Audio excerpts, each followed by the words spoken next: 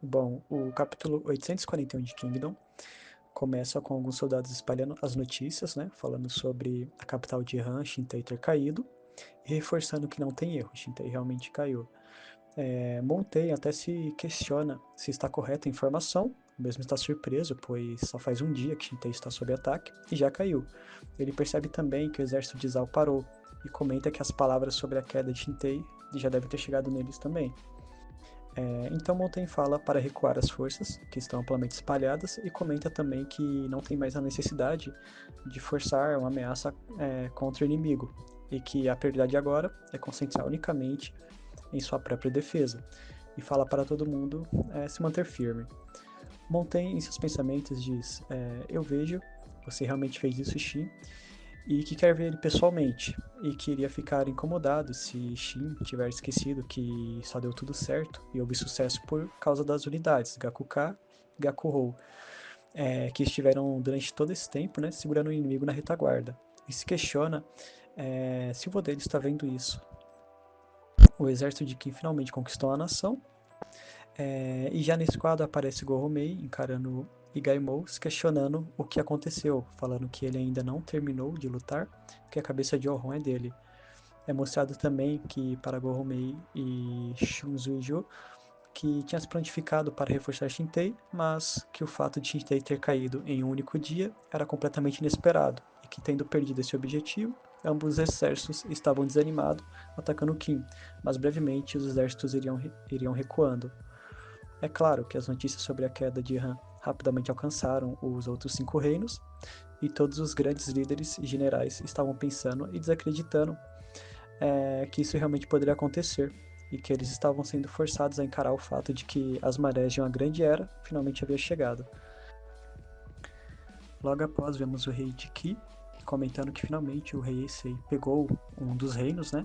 E logo em seguida um dos nobres comenta que para a capital se render sem derramamento de sangue é impensável. E logo em seguida vem o outro e comenta que esse ato tolo foi devido à fraqueza do rei de Han, e comenta que Qin foi sortuda. Logo em seguida, o rei de Qi fala que é o oposto, e fala que para a capital real se render sem derramamento de sangue, comenta que os nobres não podem imaginar o quão grande foi a coragem do rei de Han. Em seguida, esse nobre implora perdão, e o rei fala que somente a realeza pode entender isso. Ele comenta também que a rendição foi uma decisão grave e que o futuro permanece igualmente grave, e que ficaria surpreso se o coração da família real de Han fosse quebrado por isso. Já em Shintei, é comentado que o general Tou está tentando governar Shintei como se estivesse em Nânio, e pelo menos até os oficiais de alto escalão serem enviados de Canyon, né, a capital de Qin, e que, como medida temporária, eles estão devolvendo a coroa ao rei e deixando os oficiais de Han como eles já são, e tentando proteger todas essas operações em Shintei. Logo em seguida, a Ten comenta que é claro que o general Tou não está sentado no trono, e o Birrei comenta, né, que se fosse ele seria sentado no trono. E a Ten reforça que o general Tou é diferente do Birrei.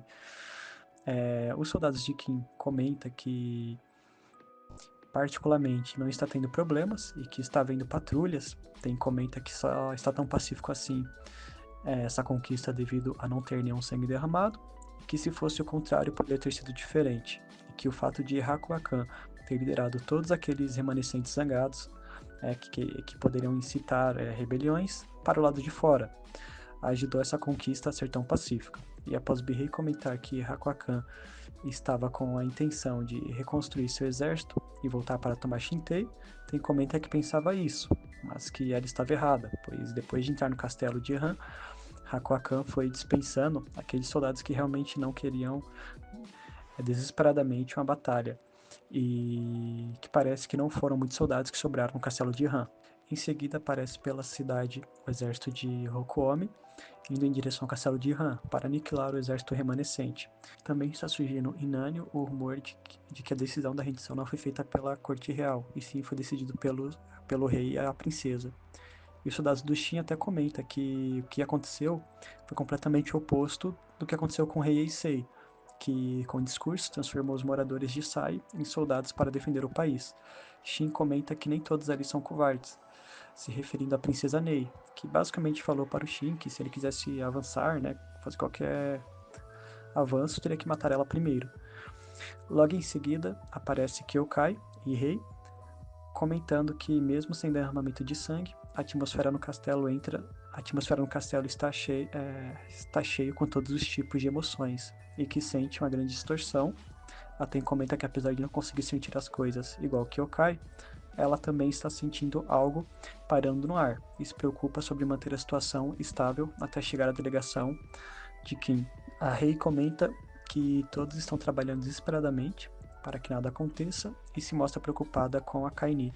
Em seguida, vemos a população indo pegar alimentos entregues pelos soldados de Kim. E dá pra ver também que a população está toda abatida, né? Vemos também a princesa Ney, que despertou após 3 dias, e conversando com suas servas sobre o que aconteceu, a mesma é informada que o rei de Han está tratando sobre o futuro da nação com Tou, e que não teve nenhum grande conflito dentro da cidade, e que o povo está seguindo as instruções de Kim. Quando de repente ela vê alguns moradores de Han se jogando de lugares altos e cometendo suicídio. Ney fica aterrorizada e aparentemente acaba desmaiando novamente. Após ela acordar novamente, enquanto caminha sobre uma ponte ou muralha, de repente aparece Tou, que vem conversar com ela, e aí o capítulo acaba.